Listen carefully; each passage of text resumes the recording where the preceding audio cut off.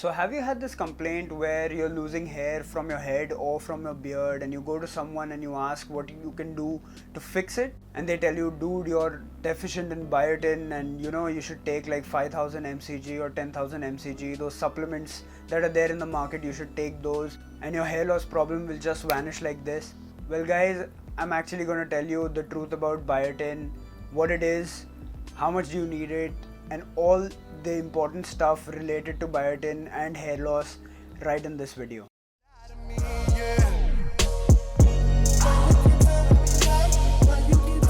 So guys, before we get straight into the video, if this is your first time visiting my channel, I do a lot of hair related videos, a lot of beard related videos, cosmetic reviews, something from the supplement industry just like this one. So if you like such content, make sure you hit the like button and also subscribe to my channel, and also hit that bell icon to get notified whenever I post a new video. Also watch this video till the end to know the truth about biotin as a part of the supplement industry. And so starting this video, first we'll learn what biotin really is. So biotin is nothing but vitamin B7 or vitamin H according to old literature, and it is nothing but a water soluble vitamin that is required by your body to convert the food that you eat into energy. And it also plays an important role in keeping your hair, your nail, your skin, etc. healthy and nourished.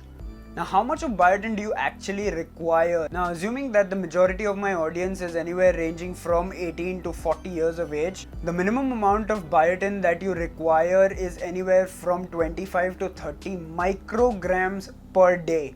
Now, according to the National Institute of Health (NIH), you require up to 300 micrograms per day. For all those people who are younger than 18 or older than 40 who might be watching this video, I'll still put up a chart over here to tell you how much biotin you actually need according to your age. What about deficiency? Now, deficiency of biotin is very rare. It's seen in babies or infants who haven't gotten enough biotin from the milk of their mother, or they are genetically recessive in terms of biotin absorption. Now, most of the foods that we usually eat throughout the day will make up for the biotin requirement of your body, but only and only if your body is not able to absorb that biotin, only then will you be deficient in biotin. Now, if you are still curious and you do not believe what I'm saying, you can get your urine test done. In the urine test, if the biotin levels are very low, that means that you're deficient in biotin. Another way of judging if you're low on biotin is if you have hair which is very brittle, and if you have nails which are very dry, brittle and coarse. Now, are you getting biotin in your diet? Now, starting with people who are vegetarians, if you eat bread, cheese, mushrooms, nuts, etc., for the most part, you are getting the required amount of biotin. Now, if you're a non-vegetarian, I don't think you really need to worry about biotin being deficient in your body, because the meat, the fish, the eggs that you eat more than make up for the amount of biotin in your body that is required. Now, before getting into the quantities of biotin which are actually present in food, what you need to know is that there are two types of biotin. There's free biotin and then there's protein bound biotin. Now, free biotin is sourced from plants and protein bound biotin is sourced from animals. So all the fruits and vegetables that you're eating are plant sources and they have free biotin in them. Whereas all the egg, meat, fish, etc. that you're eating has protein bound biotin in them. Now, what is the difference between free and protein bound biotin? Free biotin is more bioavailable in your body. That means whatever you're putting into your body, its absorption is much more easier and efficient in the body. The protein bound biotin requires an effort from your body to actually break down that molecule and then absorb the biotin from it. Now, coming to some foods and their biotin levels, starting with nuts, for example peanuts, they've got 37 micrograms per 100 grams of peanuts. Next, coming to sunflower seeds, now they've got 66 micrograms per 100 grams of sunflower seeds. Coming to legumes like peas and dals, you've got 40 micrograms per 100 grams in each case too. Now, in terms of fruit, banana is actually the daddy of all these foods that I've mentioned. One banana has 118 micrograms of biotin in it, and plus it's a plant source, so it's freely available biotin that you're actually putting in your body. Now one more thing to mention is eggs. Now 100 grams of egg cooked has anywhere from 13 to 25 micrograms of biotin in it. Now it is an animal source, yes, so it's protein bound biotin that you're putting inside your body, yes. It will be less bioavailable, yes, but it's got a lot of other benefits to it as well. Now if you're a person who consumes eggs raw, then chances of you not getting the biotin from the eggs is pretty high, because the albumin, or the white part of an egg, has a protein called avidin which is present, which hinders the absorption of biotin by your body. Now coming to supplements, and probably the main reason why you even clicked on this video, before anything else, one thing that you need to know is that you only need supplements if you cannot get the nutrition from your diet.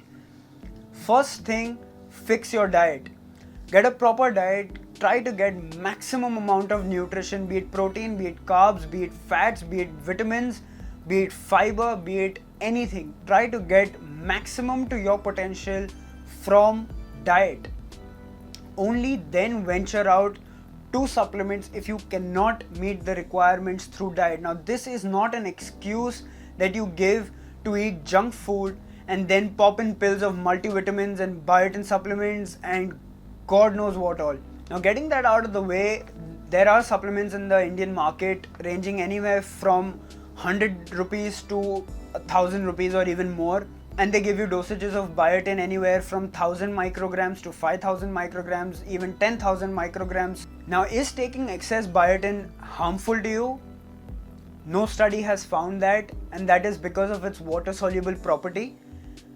The body will absorb 30 micrograms, maybe 100 micrograms, maybe 300 micrograms. Whatever it requires, it will absorb, and the rest will be excreted from your body. Now over here is one example which has 10,000 micrograms of biotin present inside, and as you can see over here, it clearly states 3,333% of the recommended daily intake. So if you calculate, that's 30 micrograms that you actually need, and you're putting in 10,000 micrograms into your body. It's all waste.